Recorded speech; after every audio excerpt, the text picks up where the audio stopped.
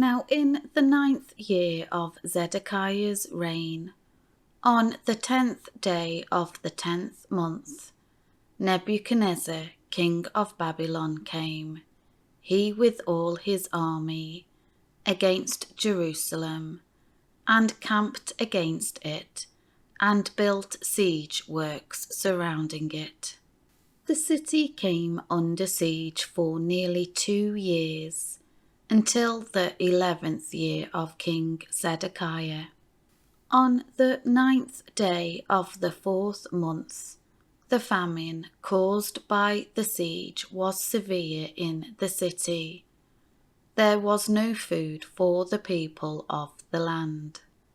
Then the city wall was broken into and conquered. All the men of war fled by night, by way of the gate, between the 2 walls by the king's garden, though the Chaldeans, Babylonians were all around the city. And they went by way of the Arabah, the plain of the Jordan.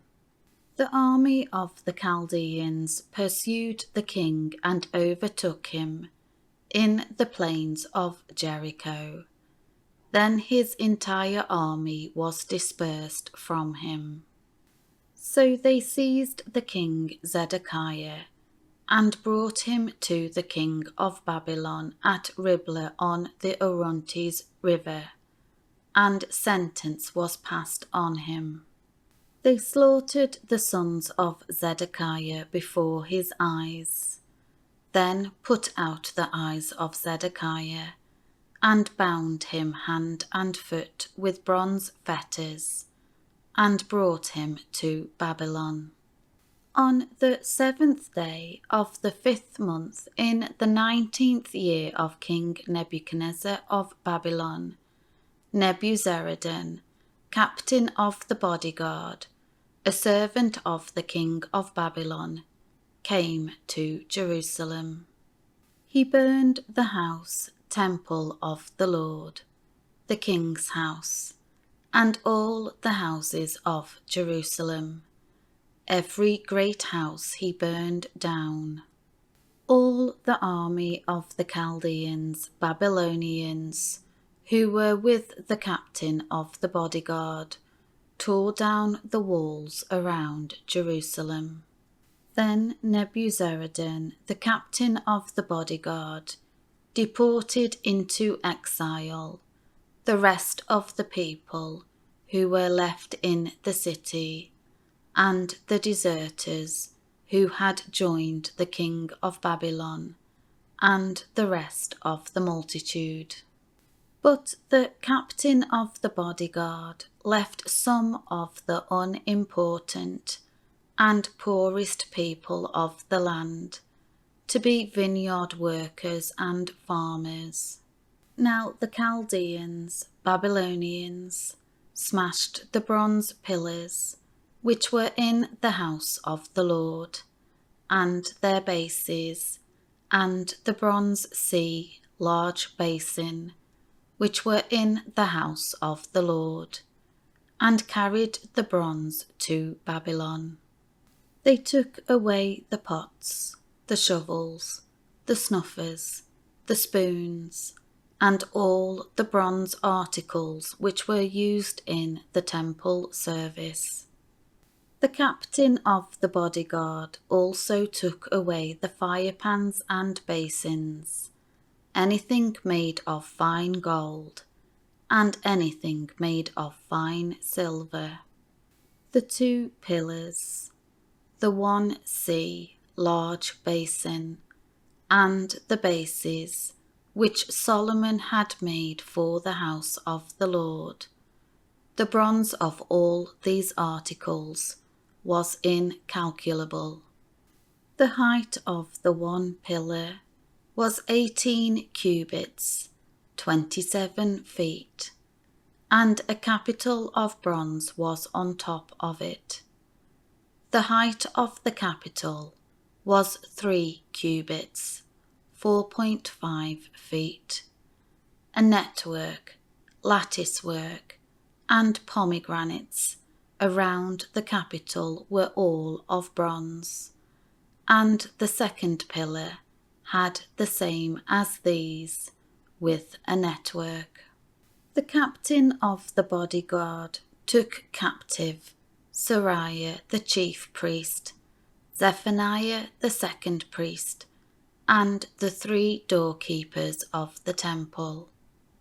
And from the city of Jerusalem he took an officer who was in command of the men of war, and 5 men from the king's personal advisers who were found in the city, and the scribe of the captain of the army, who mustered the people of the land for military service, and 60 men from the people of the land who were found in the city.